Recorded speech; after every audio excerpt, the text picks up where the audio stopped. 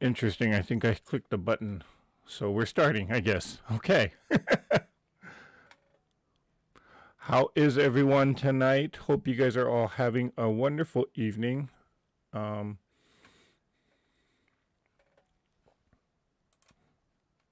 yeah, kind of started a little bit early, or prematurely, I should say. So, timer is now going down now. Okay.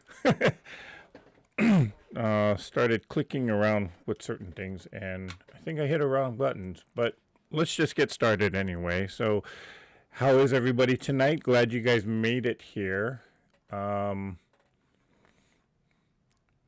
For a second, there is going to be no sound because I had myself on mute, but now it should be okay. But if someone can let me know if the sound is coming through now before I do my shout outs and start talking.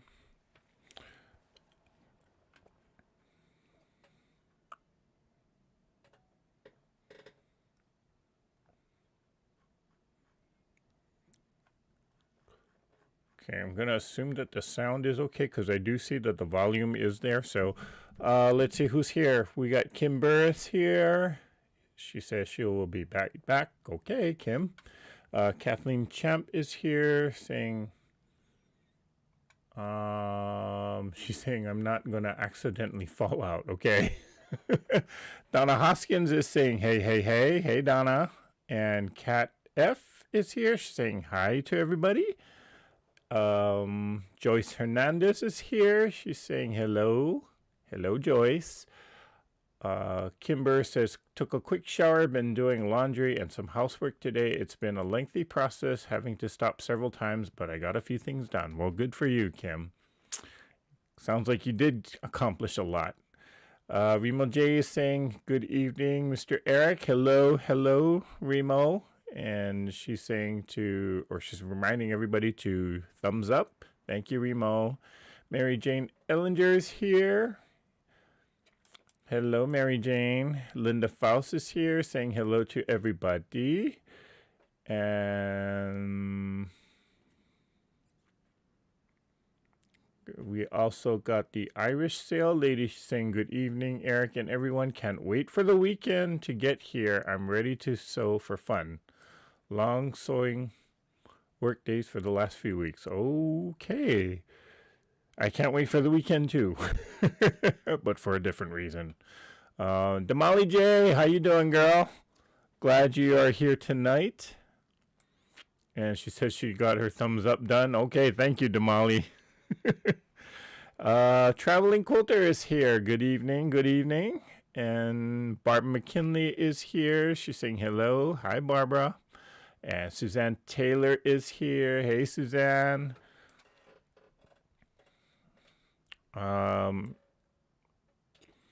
Hello, Jackie. Hello, Judy. I see you. Glad you guys made it here tonight. Okay, I see the no sound. Hopefully the sound is on now. If it's still not on, let me know. Traveling Quilter says, at work right now, sneaking a peek. Ooh, okay. Working the midnight shift? Kimber says, it's been a good day. I got 2 loads of laundry done. Way to go, Kim. Sound is good. Okay, thank you guys. Yeah, I think I just hit a button that I wasn't supposed to hit until I was actually ready to get started with everything. But you got a sneak peek of the craziness with all of this. So, yeah. Hey, Miss Sheila. How you doing, girl? Okay, thank you, Donna. She says we can hear fine. And Suzanne Yearout is here. Hello, Suzanne. Judy Hebert says, got her laundry done today, too. All right, Judy. So, sounds like today's a laundry day. Would have been today would not be a good day to hang out your laundry if you do line dry. Because it was not very sunny here in Southern California. Yeah. Miss Debbie Huey. How are you? How's the prickly pear? um, and Susan, you're out says just 61 more work days until her retirement. Oh, geez. 61 more days. Not soon enough, huh?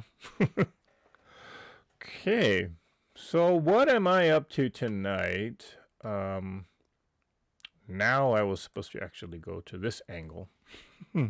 So normally I have a container. Well, I got two size containers full of just crumbs and scraps. So when that happens, I know to stop my projects and I gotta work through some of these scraps. So that's what I'm doing tonight. I actually need more. I ran out of. For those of you who don't know this about me, I do keep a stack of 4.5-inch crumb squares where I just kind of sew small scrap pieces together. I kept a stack of these. Again, these are 4.5 inches. I actually ran out of them because I've completed another project or another quilt top that used up my stash of 4.5-inch squares of these crumbs. So I need to make more. And that quilt is getting donated to charity. I think, I don't know where they're. I'm just dropping it off to a quilt guild and they send it off to someone.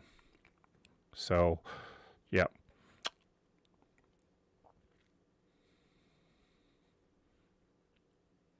So Traveling Quilter says their hours is from 7 p.m. to 7 a.m. Wow. Have to discharge last patients. Okay. Hey, Sandy. Glad you made it here tonight. So yeah, when these two containers, well, this one I just totally dumped out. This one is kind of getting full, so I said, okay, it's time to start sewing these crumbs again. And again, I totally used up all of them. So I figured just spend some time tonight just sewing these crumbs. And yeah, let's just sew some crumbs. Plus, quite honestly, there's a lot of things going on at the office work-wise, so I just kind of felt like sewing some I didn't want to do like a full-on project, so I figured let's just sew some crumbs and just do something mindless, because sometimes you just need that type of mindless activity. So I said, yep, crumbs it is. I did have a project to do. I was actually going to make an Easter basket or sew an Easter basket, but I'm kind of like, I've been calculating numbers and training and dealing with numbers all day. I didn't want to deal with numbers on a project, so or for the live. So I said, yeah, I'm just going to sew some crumbs. And I'm not going to pick that thread out. I'm just going to chop it off right there. Drop something.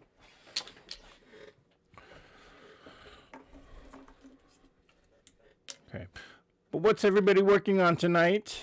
Damali J says, Eric, when you donate, do you put your name on it? I don't put my personal name, not Eric Oda. I put the channel name on there, on the label, actually. I do put the date, and if I do have a name for the quilt, I will put the name on the quilt, but I usually don't put my own personal name. I just put the Treasure Heart Creations on there. See, Kimber says, tomorrow I will finish laundry, then come home and start sorting fabric. All my little scraps will go into 6.5-inch blocks to make some funky blocks for donation quilt. Okay. Okay, so right up my alley, Kim. Hey, Katie Crafts. Hey, Jim. Glad you guys made it here tonight. Oh, by the way, if you haven't noticed behind me, that got finished, or at least the major part of the top is finished. I'm still trying to decide what type of border I'm going to do. And I'm trying to decide, well, I do know I want to do a double border where one of them is maybe a 1.5-inch strip and then a wider, maybe 5 or 6-inch border. But that is, for the most part, the top is kind of done. Just need to put the border on. And every single possible mistake that I could make on this quilt, yeah, I did it. Which is why it took me a while. These are 2.5. Are these 2.5? Yeah, these are 2.5. Okay, so let's just, I can trim some of these larger fabric pieces down. Leftovers from Christmas. Another leftover from Christmas. Wow, these have been in the container for a while. I'm going to put these to the side for a second so I can trim them down, because I want to deal with the smaller pieces.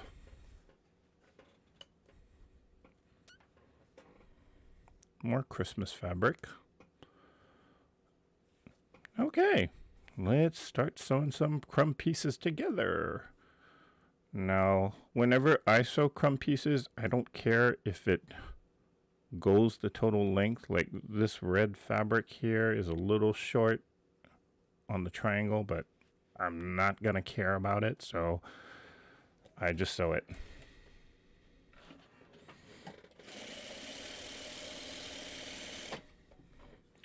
And I got a whole chain, or I started a whole chain piece here, so I'm just sewing all these smaller pieces together. Random, kind of mindless, just match or pick 2 fabrics, put them together, sew it.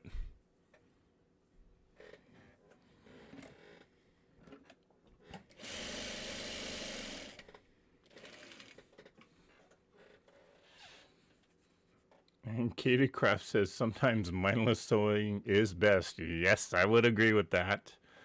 Kim Burr says currently working on holding a bed down. Okay. Do we want to ask what's going on there?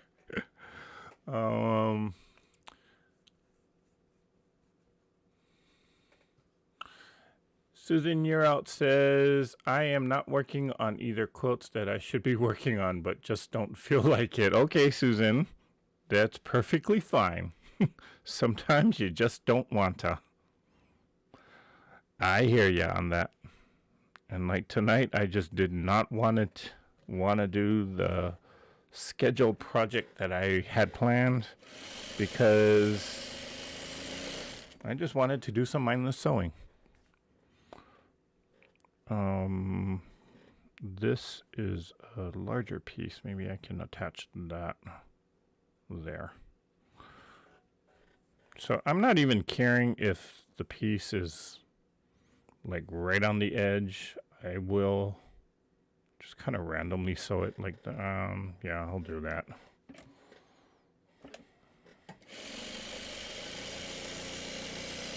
No rhyme or reason, just if you place 2 fabrics right sides together and just sew it.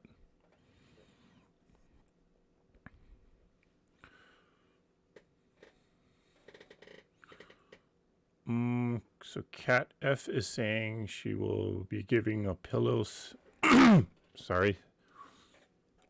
I'm giving my pillow some TLC while watching you. Okay.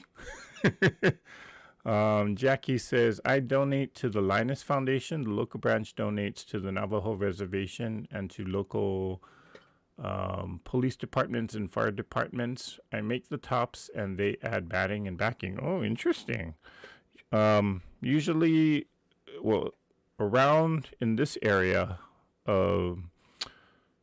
we have to actually, when we donate a quilt, it has to be kind of a completed quilt. So some organizations will take just the top and they will find somebody to do the quilting and the binding and complete the quilt. But yeah, around here, they will only take a fully completed quilt. Gosh, have these really been in here? Oh, well, no, I know where these came from. I was kind of wondering, did I really leave all these fabrics in here since Christmas? No. These came from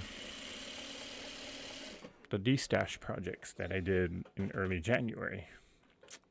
Okay, hey Kenono Show. Glad you made it here tonight. Glad to see you, or at least see you in chat. Susan Yearout says, I made way too many boo-boos over the weekend that I had to unsew. On one of the seams, I tore the fabric by accident, so had to sew a new part and then made another boo-boo. Susan, I feel your pain. Actually, there were a lot of seams when I was putting this quilt top together. There were a lot of seams that were a lot of accidents and mistakes that I made. And I too, when I was ripping out some of the seams, I also ripped out the fabric.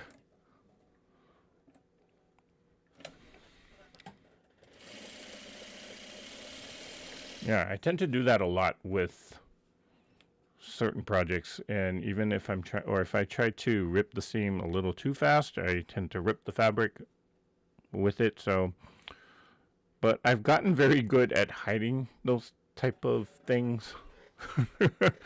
Just kind of stretch the fabric a little bit more and then sew and hide that in the seam allowance. That's what I do. But sometimes, yeah, it's just unrepairable. You just gotta cut another piece and sew another block. And those are the times where I just want to cry.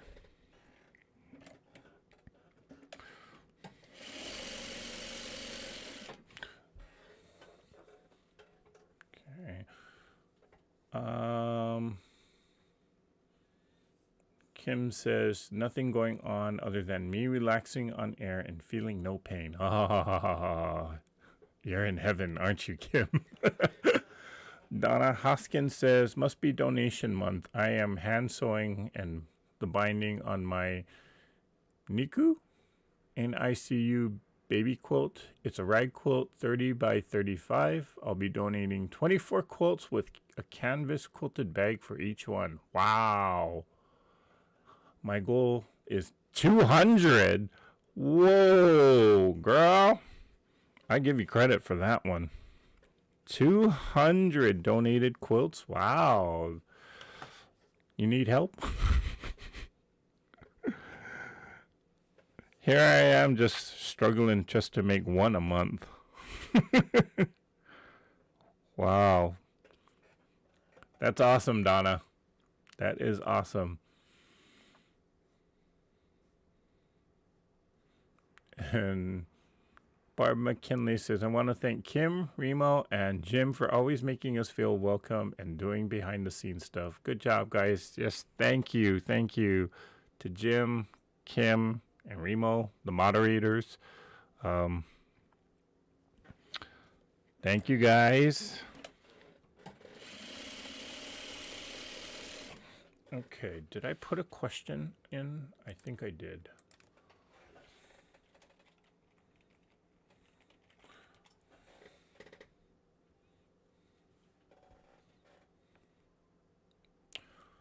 Okay, I hope I put a question in.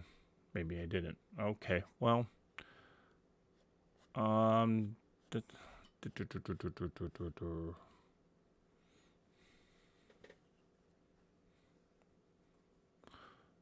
Hoskins says, I'm so excited they are finally accepting them again. Okay. Oh, I guess because of COVID, some of the organizations, because of COVID, weren't taking donation quotes. But seems like things are kind of, or they're at least starting to accept these quotes. Yeah, I hear you. And Katie Crafts, or Katie Kraft says, I'm unloading groceries, then I'll get to ironing what I sewed this afternoon. Ooh, somebody did some sewing today. Kim says, almost heaven. I'm working on getting there, though.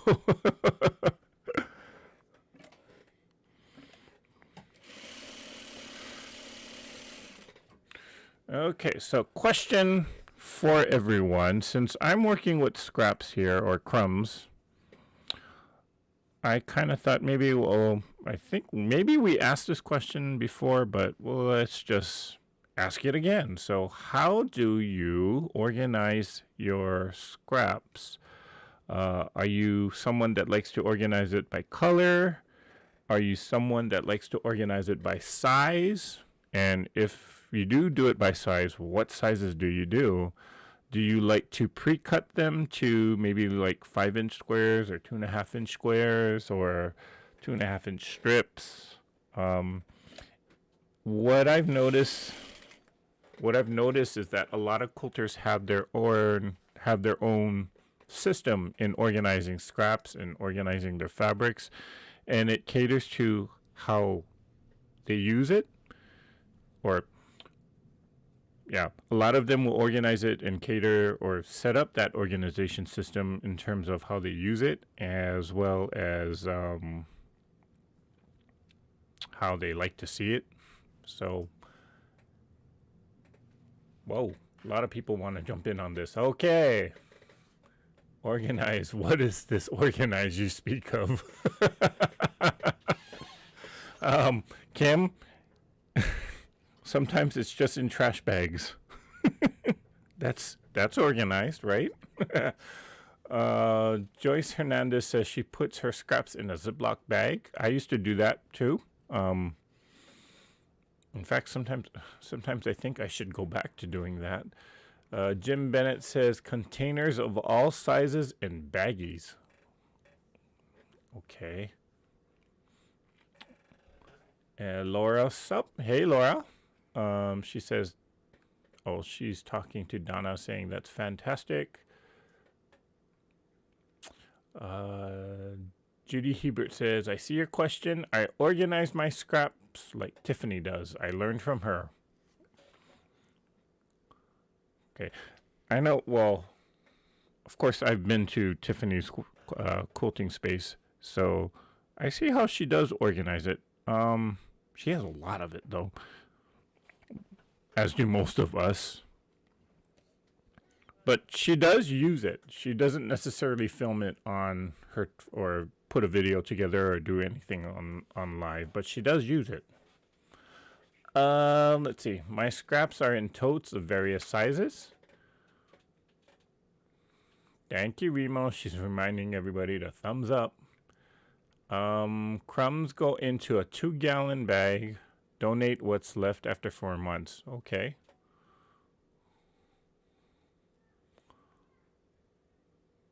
Hey, June Hansen.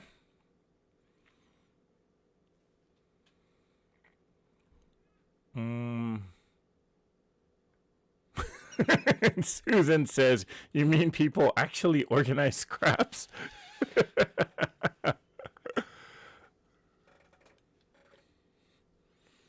And June Hansen says, hers is just in a small box all together. Yep, keeping it simple.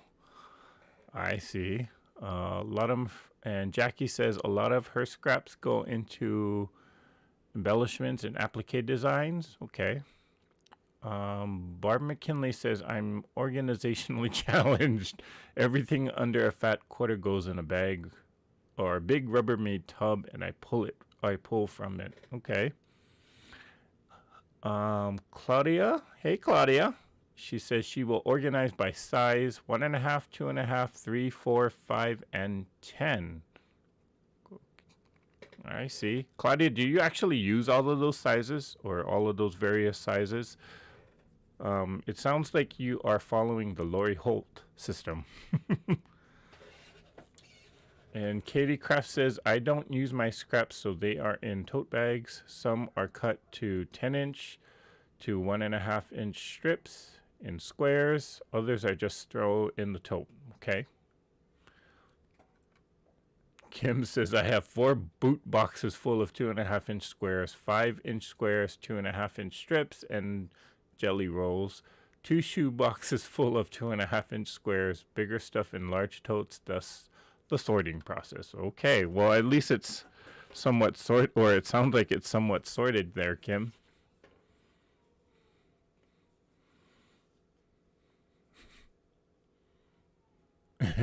Remo says her OCD takes over. Candy Grub Stick. Hey, Candy. And she says, I just cut to the closest half-inch width and don't organize by color, just by size. I don't keep anything under an inch because the crumbs tend to get made into blocks or strips after each quilt. Okay, so something similar to what I do. I usually when I'm dealing with scraps, I try not if I need to pre-cut or if I need pre-cut sizes, I will cut it to like a 2.5-inch square or 2.5-inch strip and 5-inch squares. I don't go much beyond that. My philosophy is just keep it simple. And then if I do get odd shapes like triangles like this, or even some rectangle, well, this was kind of a miscut, so it's kind of a diamond shape, but you know, if it's bigger than a 1-inch square, or if it's like an off-cut shape, I'll just throw it in the crumb bin and save it for a night like tonight where I just want to do some mindless sewings.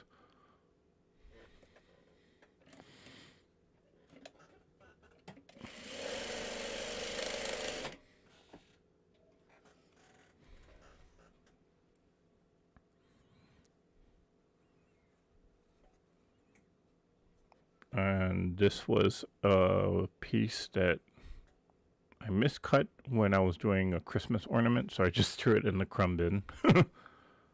And I will just attach a triangle to it. Again, no rhyme, no reason.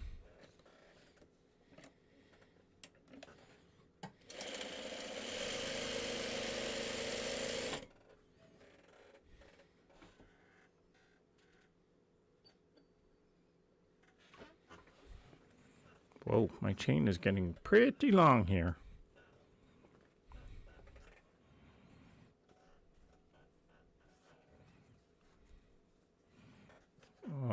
Ooh, I can make a somewhat of a awkward half square triangle here.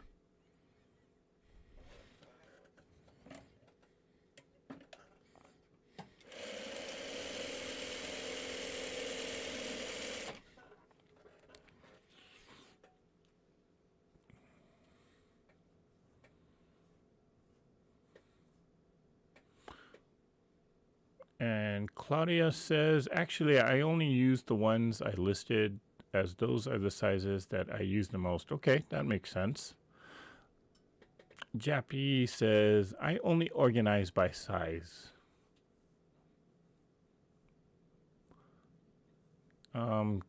Kim says, Eric, I will send you a picture of the giant totes. Tiffany laughed and said, oh my. Okay.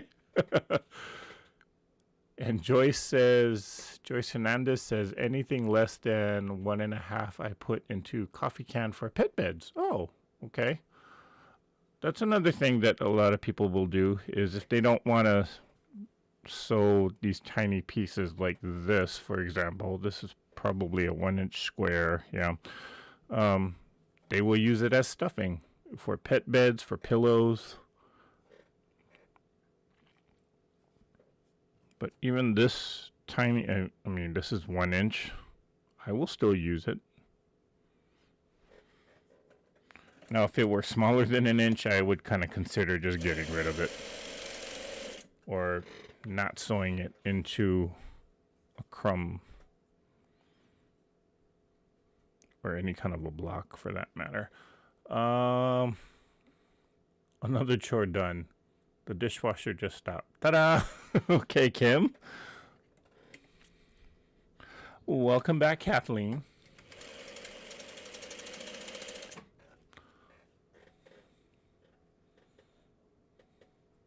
And Cats F says she will sort by color. Each color has 3 containers: crumbs, scraps, and yardage. Oh, okay. That's an interesting method. Jackie or Donna says, I use everything. LOL, I have donated to others, but I do try and incorporate every inch somewhere, somehow. Okay. And Jackie says, any scrap that I won't use in table runners, placemats, etc. gets donated to the Girl Scouts for the girls to earn their sewing badges. Oh. So it still gets put to good use. Hey, Tiffany. Am I late? Daylight savings time is actually throwing everybody off. Let's see.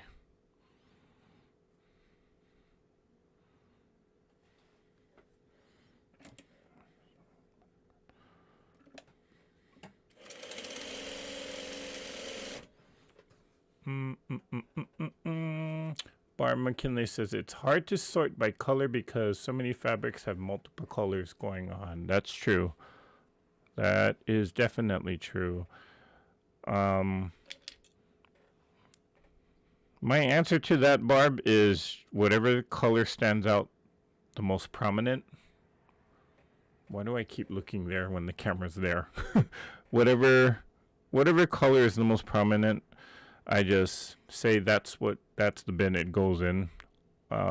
Sometimes I will actually, if it's a large, maybe like a 10-inch square, I'll cut it to maybe a 2.5-inch size, and then I can sort it a lot more easier by then. But if I want to keep it to its original size, I will just pick and choose. Okay, first color that I notice on the block is maybe red, so I'll just put it in the red bin, even though it might have green, it might have turquoise, blue, whatever.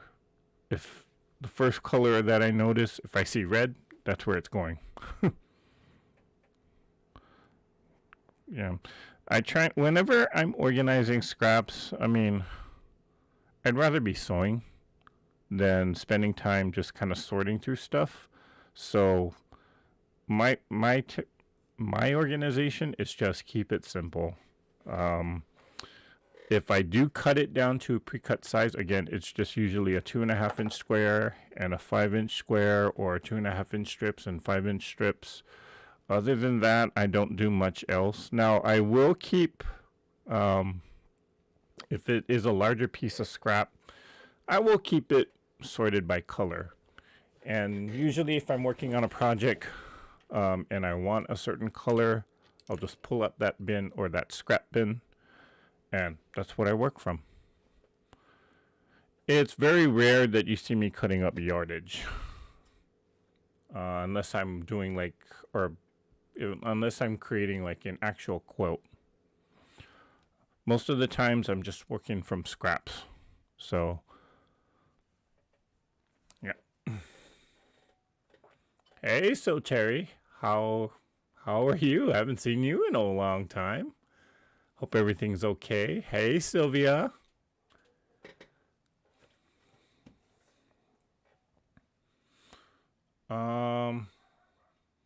Tiffany says, not throwing me off. We don't time change. That's right.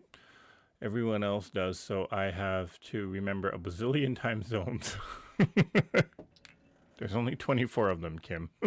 Or Tiffany.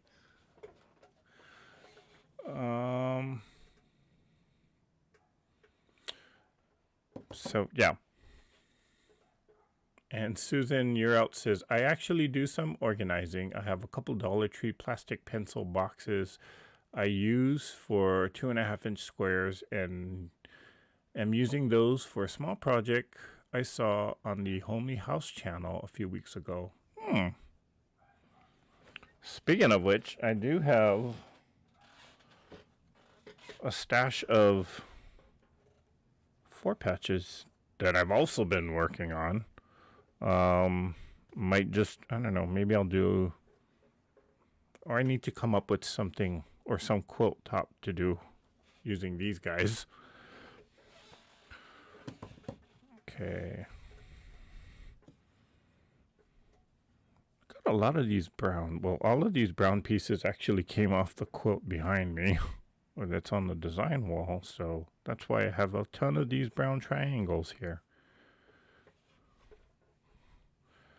And I thought I was done with this green fabric. Oh my gosh. That'll be the last time I overbuy yardage.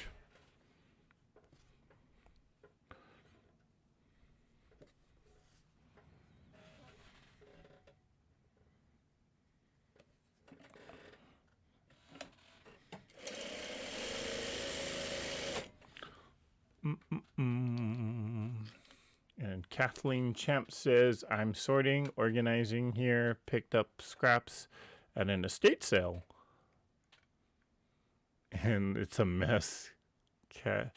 It was seriously a little scraps, never again, so I'm trying to watch and listen. Okay. Hey, Janice.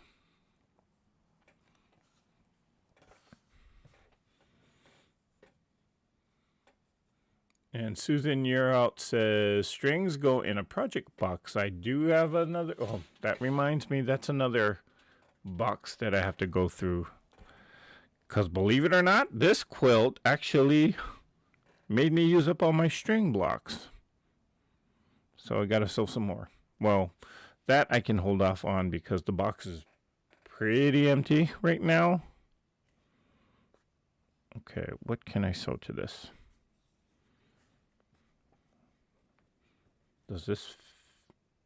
Doesn't quite go all the way, so I'm just going to sew it at an angle.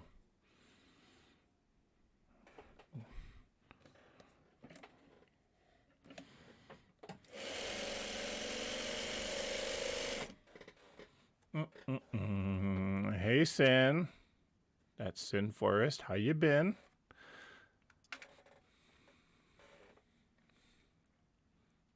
And Katie Craft says she's made a scrappy 4-patch trip around the world. We'll make another sometime. I've been actually looking at doing that pattern.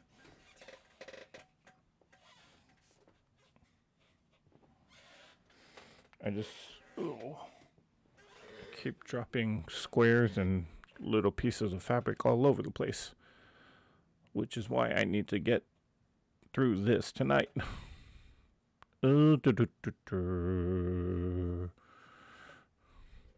Yep, I'll just put these two together. No, I'll pair these two so I don't have a white with another white so much.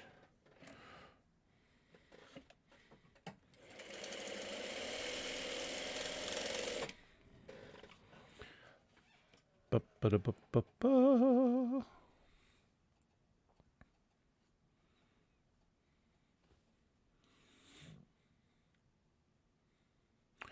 Good night, Candy. Thanks for hanging in there.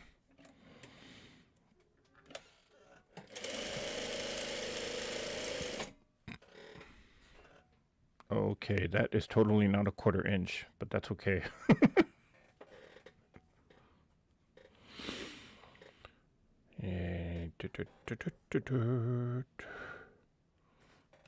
Okay, so I'm going to attach one of these large triangles onto here. There. Yep.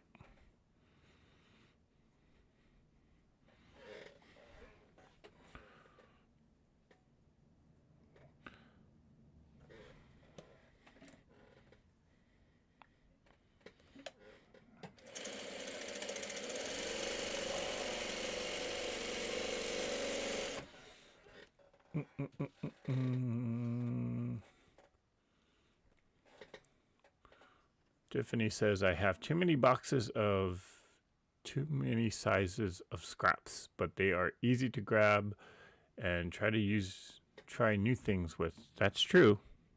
That is true. You know, part of the reason why I made this particular churn dash quilt was it was an exercise for me to experiment with color.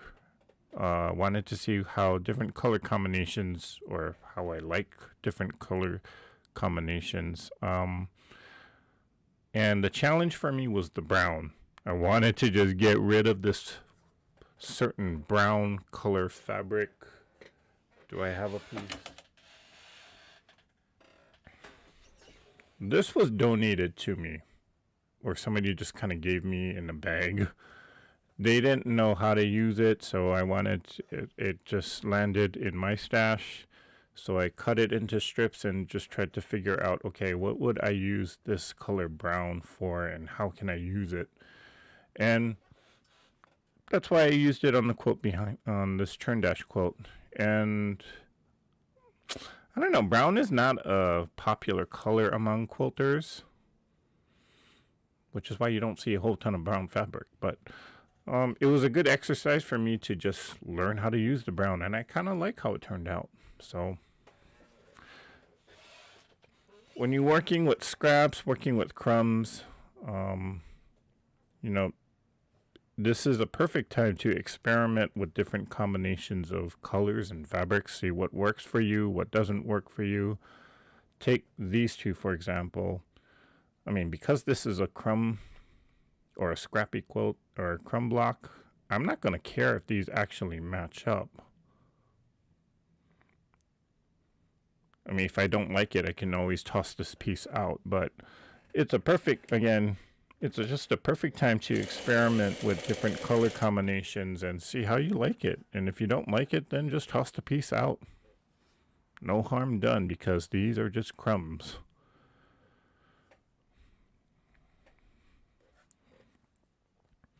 I will say this though, when you're trying to make a scrappy quilt, the more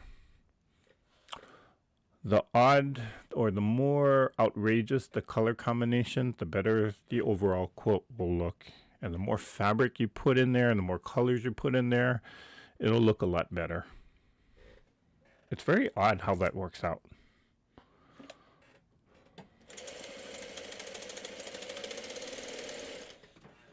And that was, yeah, quarter inches way off. Okay, let me scroll back up for a second. Sin4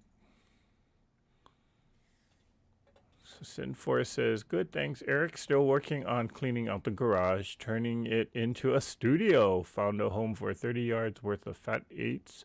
So now I have a little more room. Okay.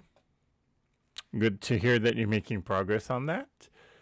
And Jim Bennett says, my daughter wants to make an Easter table topper for a friend, helping her get started. Okay.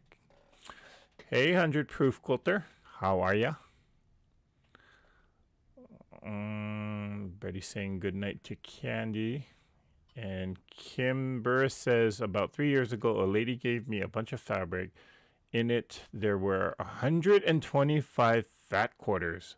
Wow. 15 flat sheets. Good for backing. Yep. And all kinds of yardage. I definitely have plenty. Well, that's a very good friend that you got there, Kim. Jackie says brown strings would be good accents.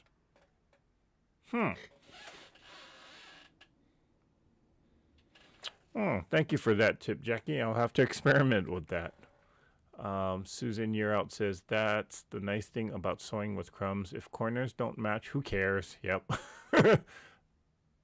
That's what was so fun with Donna Jordan's mosaic pattern. No matching corners except the sashing. Yeah, that's a quilt that I'm kind of considering. Maybe I want to do that. Katie Kraft says brown and turquoise are a good combination. Never tried that. Well, does that qualify as turquoise? I guess kind of, sort of. But I can definitely see that now. Brown and pink work together. Yep, definitely.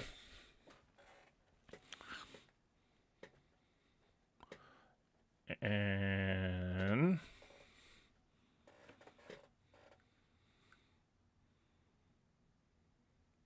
Jim says, I love to sew with scraps. Don't care if Wonder Woman is next to Thomas the Tank Engine.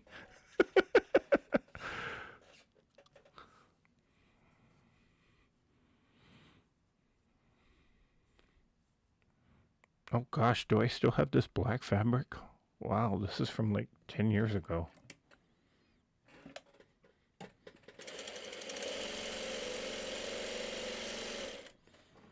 No, maybe not 10 years ago. Well, maybe 10 years ago. Wow. Hey, Nancy. Glad you made it here tonight.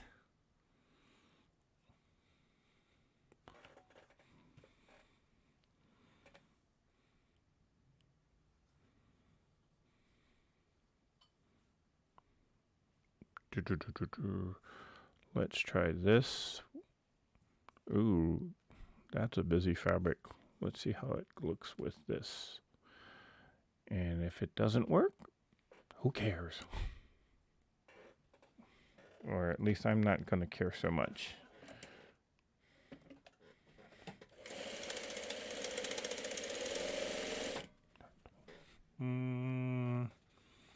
Hey, Denise. She's saying, hi, Eric and everyone. Wow, a time of day where good evening applies to all in the USA. Yep.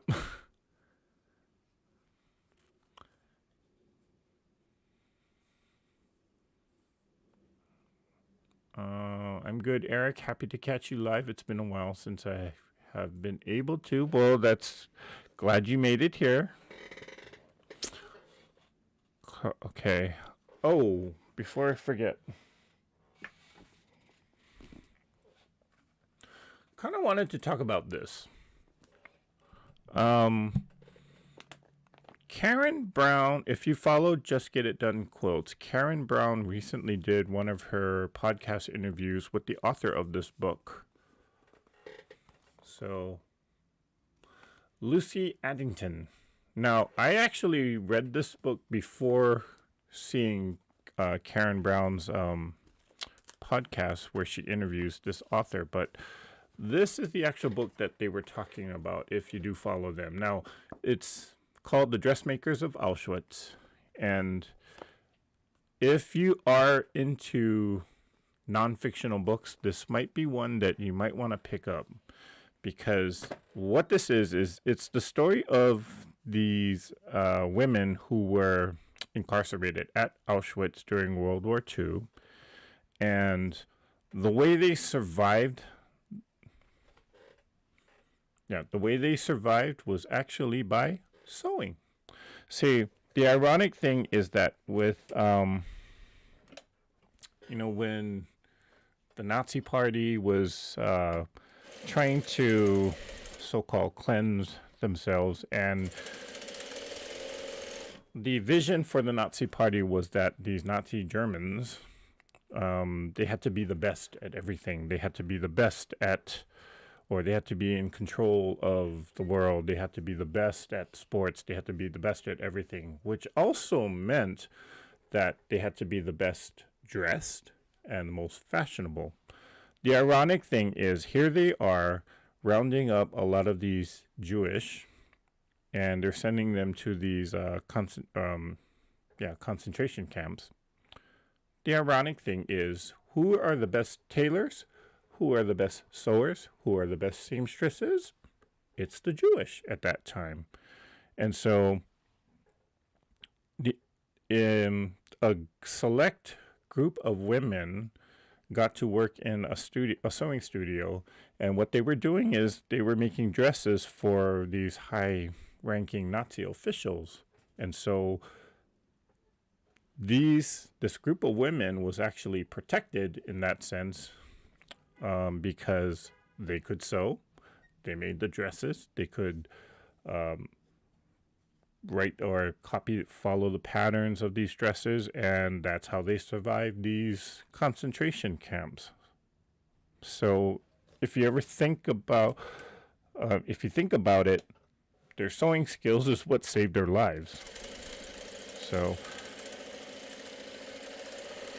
again, if you are a reader of nonfiction books, check this book out, because it's a fascinating story about a true story, of course. Fascinating to hear what these women went through and what they did to save others that didn't know how to sew.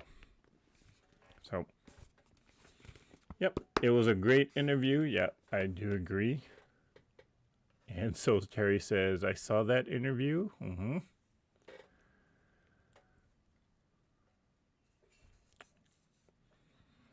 Yeah. So I actually picked up this book when I was on my way to Houston. Just kind of stopped in a shop and was just looking for something to do on while I was on the plane. So I saw this book. The title intrigued me. Dressmakers of Auschwitz. I'm like, what could this be about? So I started reading a couple chapters. I'm actually rereading it, but found it very interesting. So see, knowing how to sew and knowing how to quilt might save your life one day. You just never know. Yeah. But in the book, it was talking about how they were rounded up from different areas, how this random group of women who none of which prior to the war, they all came from different parts of Italy or that whole region, and of course the camaraderie between all of them, just under all of that pressure and being fearful of, well, of course, dying. So yeah, they had to kind of band together, help each other out. In the opening, well, I don't want to spoil it, but in the opening chapter, there was an incident where one of the women was ironing some fabric, or I think it was silk fabric. She wasn't paying attention to it, and she actually melted the fabric. Then suddenly you saw all the other women kind of help her hide that because they knew that if some high Nazi official were to see that, gone. So yeah, there's stories about that are in the book. It's the kind of stuff that textbooks don't talk about, and it's pretty sad, but it's also the type of thing that most historians won't really know about unless somebody actually does the research. Okay.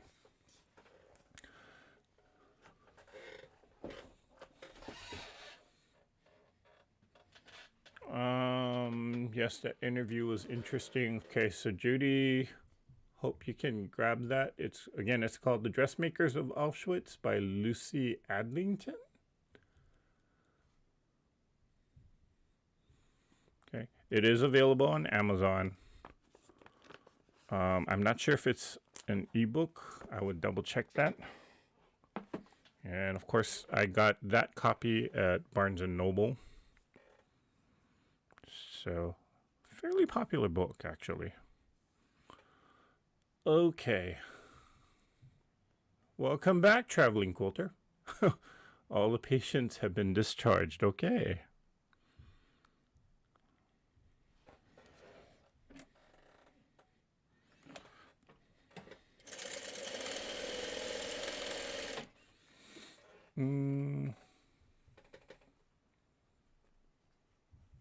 It makes me cry to read about how they were treated. Yeah, it was sad. It was actually very enlightening as to, because this is like a first-hand account as to what was going on in these camps. Wow, am I really down to this? Okay.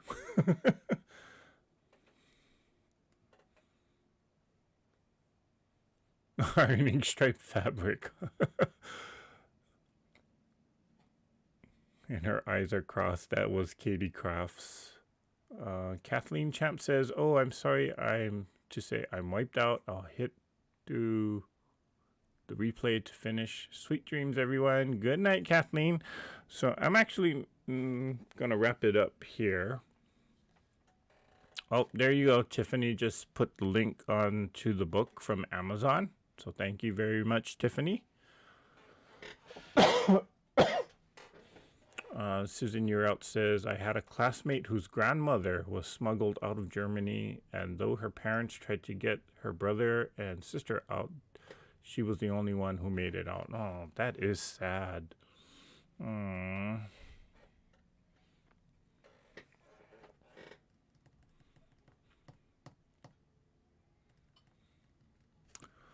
Yeah.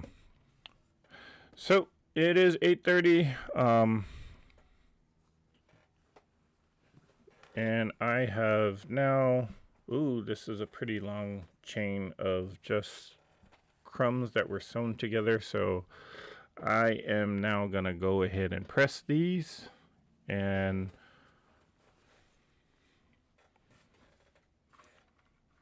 all the crumbs that I do have, well, out of that whole container, this is what I have left. So we'll put these back. Well, I do have some of these larger pieces in which I'm going to cut them later. Put that back, and I will cut these chains and press my seams open, because I do like to press the seams open when it comes to these type of crumb blocks. So yeah, so I'm gonna call it a night, or call it a live. But I'll stay on for another minute or two, just in case anybody has any last minute questions. Some things coming up. Oh, the traveling quilt that is sponsored by Sobeka. The third installment, which was Beth from Goody Goods. Is it Goody Good Quilts? Her video is up, so she was the third one, and next one is scheduled to go on live or go up on YouTube on April 1st. So there was, again, Sobeka. She was the first one. She was January's installment. Second one was Sean, the guy who sews. Third would have been Beth. And next month, I'm not really sure whose turn it is, but just keep a watch out for them. And if you haven't seen Beth's video, go ahead and head on over to her channel. I believe it's Goody Good Quilts. And Kathleen says, oh, quickly before I go, everyone, show that like button and a little love for Erica. Thank you very, very much, Kathleen.